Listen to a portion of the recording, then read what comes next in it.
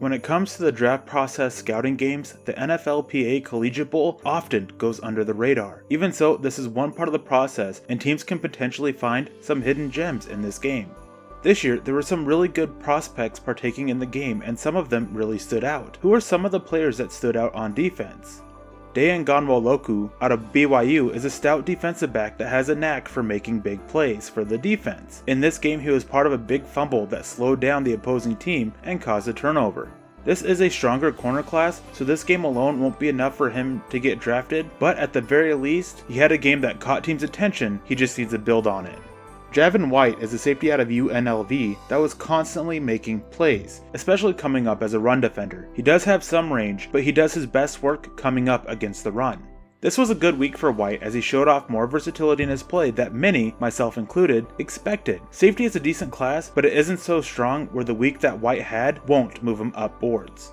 Jalen Hawkins is a safety out of California that is really flying under the radar. I really like his versatility to play close to the line of scrimmage, but also to drop into deeper zones. He has a nose for the ball and he isn't afraid to get physical, which he showed off during the game. It wasn't the strongest week of practice, but the limitations of practice did hold him back. Temple's Sean Bradley had a really good week and a game that showed what he can bring to the table. Entering the week, there were some concerns about his coverage, but he looked quicker and more instinctive than on tape.